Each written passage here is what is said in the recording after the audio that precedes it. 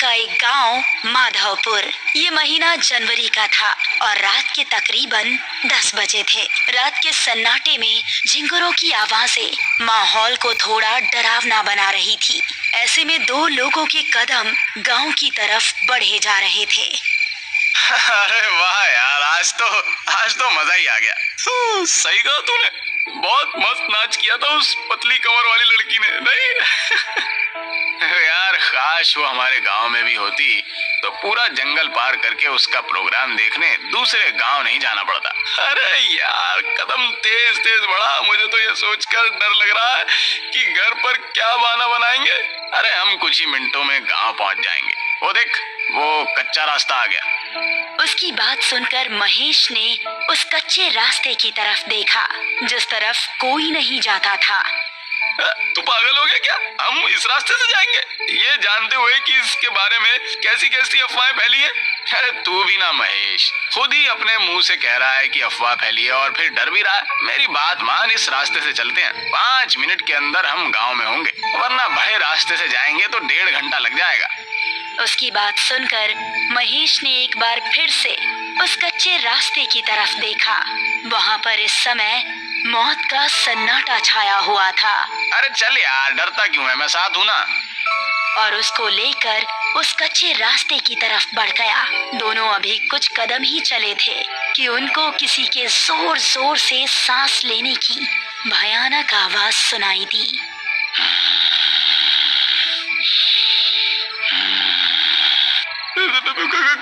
कौन है? अरे यार डरता क्यों है, कोई कुत्ता ही होगा। रमेश अभी आगे चला ही जा रहा था कि तभी उस आवाज के साथ उसको किसी के कदमों की भी आहट सुनाई देने लगी। मैंने कहा था ना, यहाँ से जाना ठीक नहीं है। अबे तू मुझे भी डरा रहा। देख, अंधेरा भी बहुत ज्यादा है, कुछ नजर नहीं आ रहा। अब बस हम दोनों अपने कदम गांव पहुंचकर ही रोकेंगे। तभी महेश की आंखें फटी रह गई। उसको रमेश के ठीक पीछे 2 लाल चमकती आंखें नजर आ रही थी। तेरे पीछे? अबे कौन है मेरे पीछे? रमेश ने जैसे ही पलटकर पीछे देखा, किसी ने उसका पैर पकड़ा और उसको झाड़ियों में खींच कर ले गया। महेश बचाओ मुझे, महेश। वो बिजली की रफ्तार से रमेश की आंखों से ओझल हो गया। रमेश के डर का कोई ठिकाना नहीं रहा। वो दिल में बस खौफ लिए तेजी से गांव की तरफ दौड़ने लगा और जब तक वो गांव नहीं पहुंच गया, उसने अपने कदम नहीं रोके।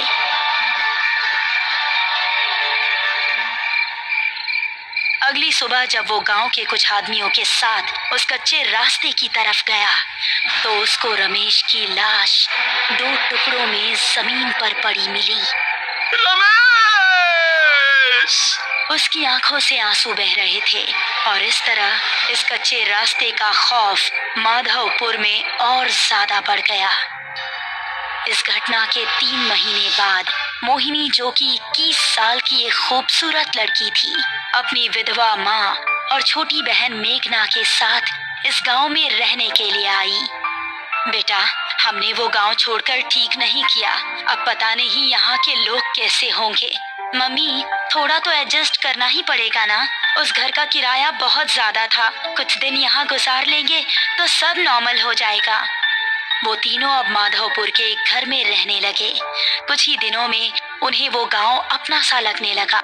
मोहिनी उसी गांव के कुछ बड़े घरों में काम काज करके अपना घर चलाने लगी। पड़ोस में रहने वाला रोहित नाम का एक लड़का मोहिनी को दिल ही दिल में पसंद करने लगा था, लेकिन उससे बात करने में थोड़ा हिचकिचा रहा था। एक शाम जब मोहिनी अपना काम खत्म करके घर पहुंची तो उसको घर में मेघना कहीं नजर नहीं आई और माँ काफी परेशान दिख रही थी। माँ, मेघना कहाँ है? वो दोपहर के वक्त टहलने निकली थी, लेकिन अभी तक घर नहीं लौटी। मैंने आसपास पता भी किया, लेकिन वो कहीं नहीं है। मुझे तो अब बहुत डर लग रहा है, पता नहीं कहाँ होगी वो। अरे माँ, आप डरिए मत, मैं अभी उसको ढूंढ कर ले आती हूँ। इतना कहकर मोहिनी घर से निकली और आसपास के इलाकों में देखने लगी, लेकिन उसको मेघना कहीं नजर नहीं आई। फिर घर वापस आते वक्त उसकी नजर उसी कच्चे रास्ते पर पड़ी। हर जगह देख लिया लेकिन कहीं नहीं मिल रही। अब तो बस यही एक जगह बची है, हो सकता है कि वो यहीं पर हो। उसको जंगल जाना बहुत पसंद भी है। ऐसा कहकर वो उस रास्ते की ओर बढ़ गई। दोनों तरफ घना जंगल और उसके बीच से निकलता हुआ वो कच्चा रास्ता। अंधेरा होने पर वो बहुत ही भयानक लग रहा था, लेकिन छोटी बहन की तड़प उसको उस रास्ते की तरफ खींच कर ले गई। मेघना, क्या तुम यहाँ हो? उसको जवाब में मेघना की आवाज तो नहीं आई, लेकिन वही सांस लेने की आवाज आने लगी।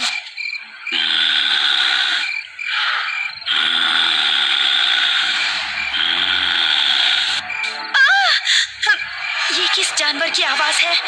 मेघना प्लीज, अगर तुम यहाँ हो तो कोई जवाब दो।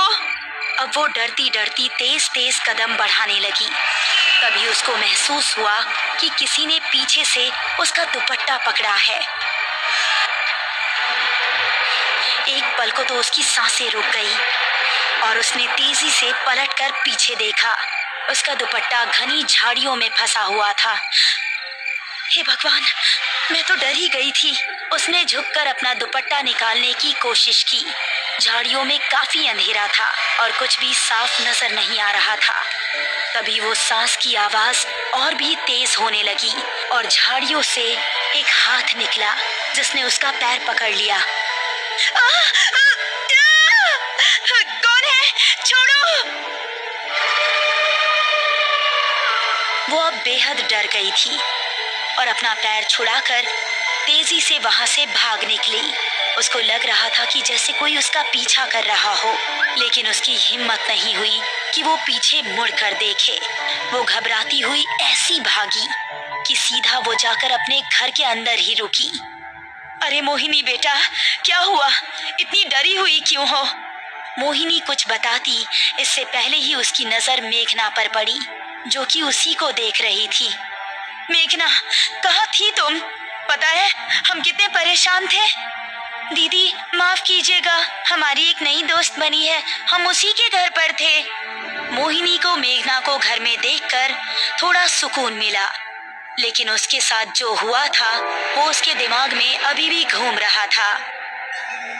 रात को मोहिनी अपने कमरे में सो रही थी तो उसको वही सांस की आवाज सुनाई देने लगी।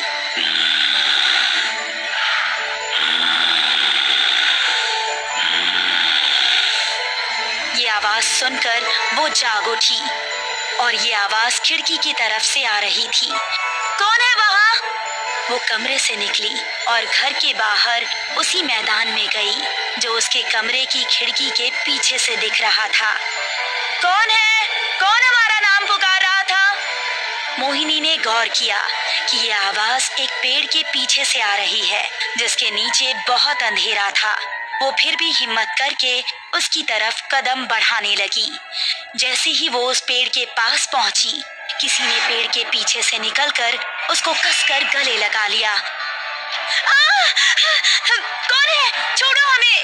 अंधेरे में कुछ नजर नहीं आ रहा था, बस उन सांसों की आवाजें आ रही थी और महसूस हो रहा था कि जिसने भी उसको पकड़ा है उसका शरीर बेहद ठंडा है। बचाओ! बचाओ! उसकी चीखें सुनकर मेघना और उसकी माँ नींद से जाग गई। साथ ही पड़ोस में रहने वाला रोहित भी जाग चुका था। वो तीनों भागकर मोहिनी के पास पहुंचे तो देखा कि मोहिनी बेहोश पड़ी थी। मोहिनी, मोहिनी! रोहित ने उसको गोद में उठाया और उसको उसके कमरे में लेकर आया। क्या हो गया है मेरी बच्ची को? ये आखिर वहां पहुंची कैसे? माँ और मेघना दोनों बेहद डरी हुई थी। तभी मोहिनी को होश आ गया और उसने आंखें खोलते ही रोहित को सामने देखा। आप कौन हैं? मोहिनी, ये हमारे पड़ोसी है, यही तुम्हें यहाँ पर लेकर आए। तुम घर के पीछे क्या कर रही थी? मोहिनी ने अपने परिवार वालों को कुछ बताना ठीक नहीं समझा और उसने बात को टालते हुए कहा, कुछ नहीं माँ, वहाँ कोई कुत्ता बहुत देर से भौंक रहा था। उसकी आवाज हमें सोने नहीं दे रही थी, इसीलिए हम उसे वहाँ भगाने गए थे।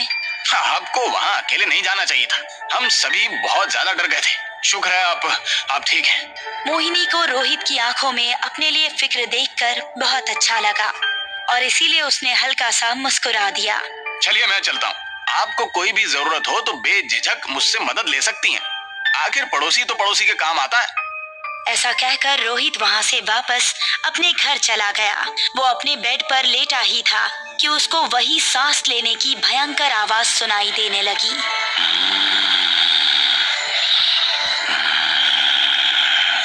ये आवाज कैसी है? रोहित, रोहित। कौन है? रोहित अपने कमरे से निकला तो उसने सुना कि वो आवाज उसके बराबर वाले कमरे से आ रही है। वो कमरे में पहुंचा तो पाया कि वहां पर कोई नहीं था, लेकिन वो आवाज आ रही थी। रोहित, रोहित। कौन है? जरा इधर आकर देख, मैं कौन हूँ?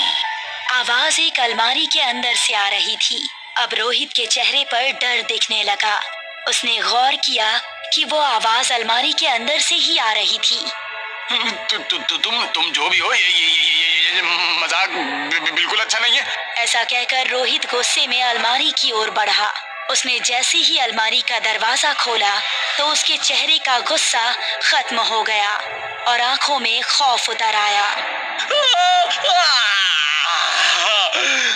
तभी एक भयानक लाल हाथ बाहर निकला और अलमारी का दरवाजा बंद हो गया और रोहित के चीखने चिल्लाने की आवाज अलमारी से बाहर आती रही। कुछ देर चीखने चिल्लाने के बाद अचानक से रोहित की आवाज आनी बंद हो गई। तभी धड़ाम से अलमारी का दरवाजा खुला और रोहित की कटी हुई गर्दन अलमारी से बाहर आकर गिरी।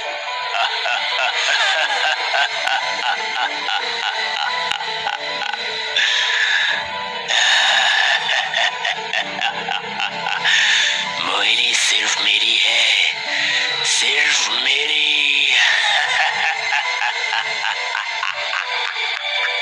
आखिर क्या है उस कच्चे रास्ते का राज?